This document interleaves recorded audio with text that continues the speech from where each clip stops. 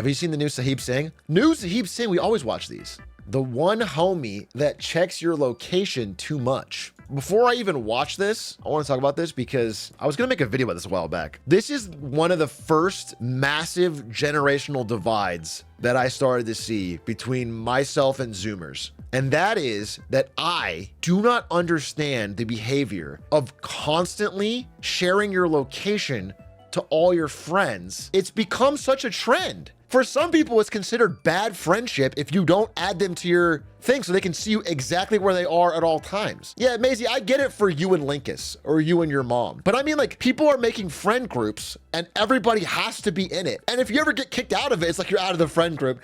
And if you don't share, if you choose not to share, it's so strange. Snapchat normal, yeah, it came out to Snap Maps. I know that. And that's, but also, like, I'll tell you how it started or when the first trend began, because I was looking into this. I was gonna do a video. Parents started tracking their kid with Life 360, the app Life 360, and they tracked them everywhere they went. And then as those kids grew up, they got Life 360 for their friends and they started sharing with each other. They have their own Life 360 as adults for friendship groups. That shit's wild. And they can see where they are at all times 24/7. It's used almost like social media. Like, oh, you're in the area, you're here, let's hang out. Or I mean, I'm trying to wrap my head around it because I can see some fun uses. I can see how it could like lead to more spontaneity or something, but man, it's just wild to me. And I was reading interviews and talking to people and seeing YouTube videos, people talking about it. And it's like, it's just normal. It's just, for some people, it's like, that's just, they don't even think about it. Privacy is a thing for boomers, old man. Maybe so, dude, maybe so. I love my friends, but this will never happen. I mean, I love my friends too. It's just, it is so interesting to me. But I have some friends that use this, that do this. They just think it's normal, but it struck me as so strange when I first heard about it. I'm getting more used to the idea, but man, it blow my mind. It blew my mind that people would do it, like specifically with Life 360. Not even like, cause Snap Maps is a little different, but specifically to download Life 360 to set up tracking on your friends, and they're all in on it. They're all agreeing. That's just so wild. Read Maisie's message is bonkers. All right, let me see. What did Maisie say? Maisie said, H-Rock sending you my location right now. I don't want the pressure. Oh, before that, what'd she say? My friend shared her location with me on Life 360 and said, watch this, and then got pulled over by a cop for going 70 and a 30. That's badass. Your friend's MKBHD in a school zone. Topical. I use it for Apple Find My, because my friends go on trips together when I get lost. Yeah, there's a lot of people using it for a lot of reasons. It's Life 360, it's Apple Find My, and it's Snap Maps. But it's just, you know, I would say for people, like for actual boomers, they have no idea this is even happening. They do not know it exists. And then I would say for most millennials, they're aware of it, but are like wary of it. And then a lot of Zoomers, I think splits, depends on how old they are. But like for the younger ones, they don't, it's not even strange. It's not even like rebellious. It's like, it's just, that's normal. You share your phone. It's such a wild thing. Is that common or niche? I'm not 100% sure, but I wouldn't say it's niche. I'd say it's pretty widespread, at least among like, let's just say America. I don't know the whole rest of the world, but for America, there's a lot of young people doing this. I wouldn't say it's more than half maybe, but it's a lot. Can you explain why it's so wild? I guess when you hear the details of it and how people are using it, it's not the craziest thing, but what's wild is the idea of voluntarily wanting to share your location at all times to a bunch of people. The idea that you are never not tracked by even your friends. And again, that idea may not seem weird at all, but to me, that's so strange. All right, let's do this.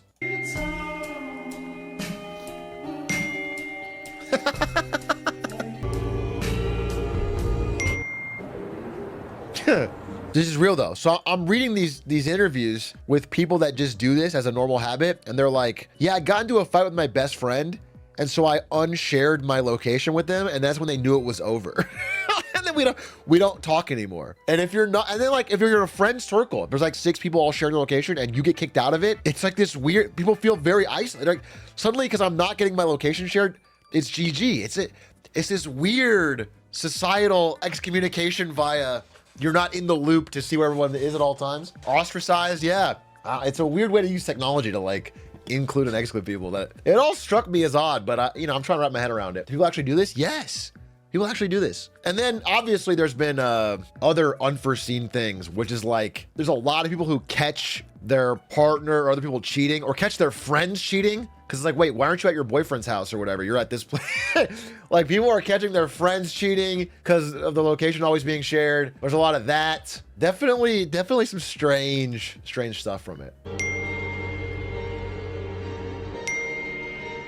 어, 싸이. 셀버 카메오? 안 올 거예요. 어? 다시 나는 안 올 거예요. Is that You can't understand what I'm saying? Korean's really bad. Your son Albert. 다시 난 벌써 안 쓸 거예요. What are you trying to say, Sai? Now come down for dinner. Okay. That's good. That's cinema. That guy hasn't missed in my book. They're all funny. Evan Gao with the 42 months. Good to see you, Evan. I hope you're doing well. Evan, we need to do like what we did with Who Dat with you. We need an update. We need you to come in and do an interview and just talk about what's going on in your life and give us all an update. We'll do an undercover or whatever's going on. Dude, I would love to hear about this. Legitimately. So Evan Gao is a Berkeley computer science grad. If he graduated in 2013 or 14, he would have a 300K job at Facebook or something. And now he's graduating in 2020 or whatever, 2023 or 4 recently. And it's like way fucking harder. I mean, I think chat would love to hear from you as the actual struggle of what's going on. Depresso stream? That's not the intention. The idea is that I think some people are struggling with it and it'll make them feel, I don't know, more normal or less like it's only them and understand like this is a problem and maybe you could share tactics or strategies that work for you. My friend is about to get his PhD. If his internship at Meta doesn't convert, he's gonna, oh, thank you, baby. Bro, if your friend has a PhD and an internship at Meta, he better get a job or it's all cooked. If he's got an internship on his resume from Meta and a PhD, let me know. But hey, Big A, at some point, could you give more depth about your time at ASU? What depth could I possibly give that I haven't given by telling you that I played League of Legends for 11 to 13 hours every day?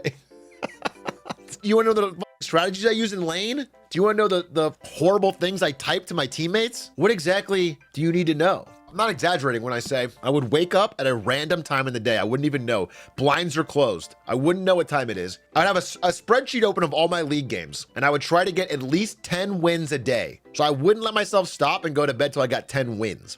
Then I would start playing, and until I was so hungry I couldn't take it anymore, then I would get up, I would go to Jimmy John's, which was the only nearby store, the only nearby food place, and I would order, I think, the number 5, which is like an Italian sub and a cookie. Then I would go and eat that Jimmy John's, then I would sit my white ass back down and play League of Legends until I passed out at a random time. I would skip all classes for the day.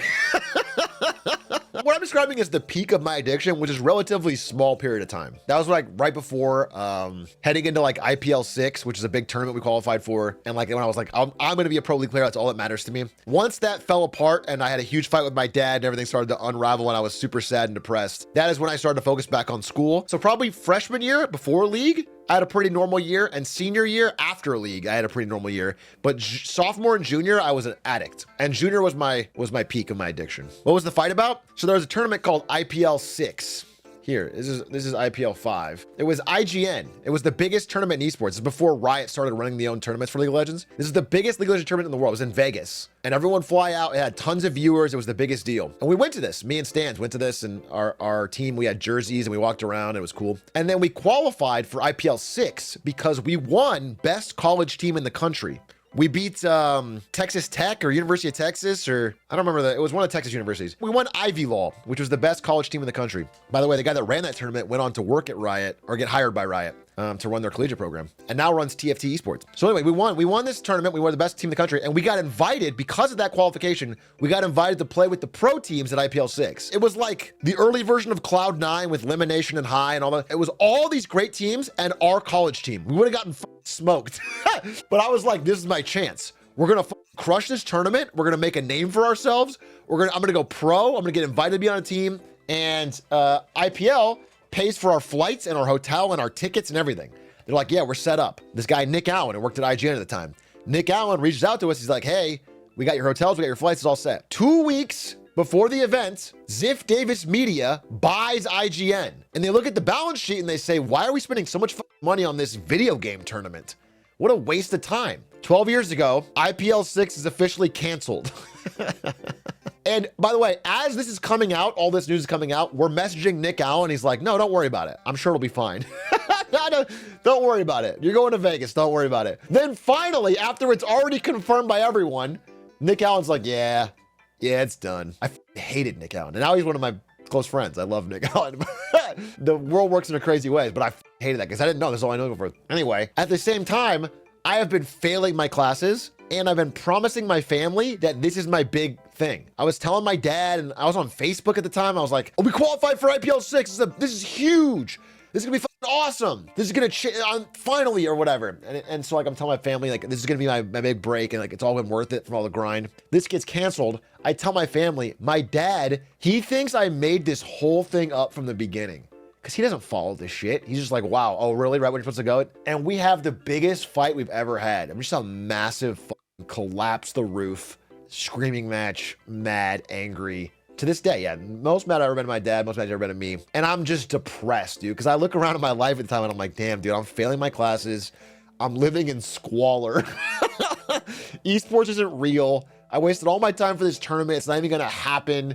I was the most just crushed. How old was I? 19, 20, something like that. And so it's just collapsed. And I, out of the ashes of that, decide that esports is not worth it. I need to work on something else. I still want to work in the industry somehow, but being a gamer sucks. This is like the worst profession. I don't want to do it. And so I'm like, I'm going to like focus on marketing. I'm going to like, esports is going to need good marketing to appeal to get more Western people interested in it. And that's where I'll do value. So I started working more on like doing more stuff for the esports club that wasn't just playing.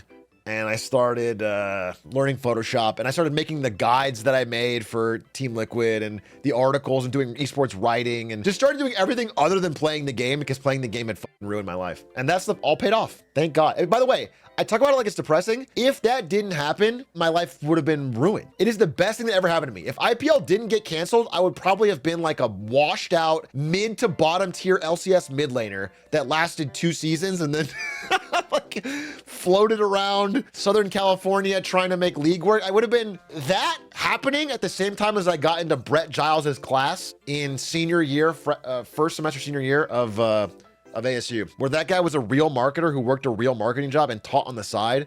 And he was the best teacher I ever had. And him teaching me actually how to do a real job, and then that getting canceled combined to save my life for real. Have you reached out to him since graduation?